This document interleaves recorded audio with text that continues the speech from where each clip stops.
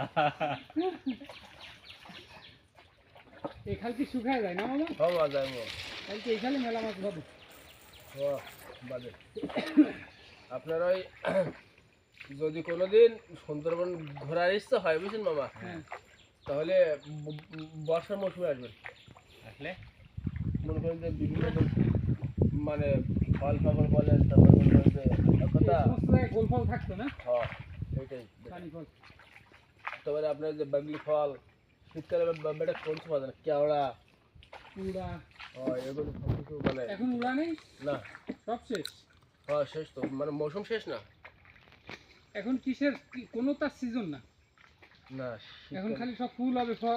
হয় এখন মনে করেন যে আর 1 মাস বাদে তো মনে করেন যে মধু সিজন শুরু হবে।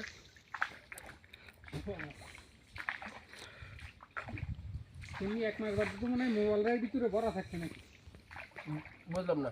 মৌচাক যারা কাটে। হ্যাঁ আপনি কাটেন ভাই খলজিগুলির মধ্যে সবচেয়ে দাম বেশি তাই না? হ্যাঁ ভাই ওই মানে 1000-1200 টাকা বিক্রি হয়। ভাই আপনারা বেচাল দেন মধু? না ভাই মানে ফুলির মান কত কম আর বেশি আছে তাই না? না ভাই ফুলির মান না ভাই, তা মানে খলসির মধুরা ভাই সাদা হয় বেশি। ভালোই লাগে। নারী মানে গাছ ভাঙানো নারকেল তেল মানে আপনারা ভাঙান না, হ্যাঁ। তো ওর চেয়েও সাদা। এই আপনাদের বাড়ি আছে? জি?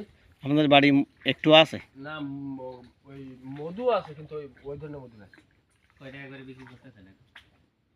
মধু আমার কাছে অল্প একটু মধু আছে, ওই 400-500 গ্রাম মতো আছে। কয় টাকা বেচছেন এটা? এমনি আপনি খাবেন যদি খাবেন। ওইটা কি অরিজিনাল না বেজাল দিয়ে? মামা না আমি কিন্তু আপনার কাছে একবারে ফ্রি মাইন্ডই পারতাম। ঠিক আছে, আমরা এখানে যারা ওই ধরনের কাজ করি না বাবা, বিশেষ করে আমার এলাকায় মানে আমার এলাকা বলতে আমার গ্রামে যারা কাজ করে তাদের যার কাছ থেকে নেবেন না কেন বাবা, ওই ধরনের কাজ আমরা করি না বাবা। আপনার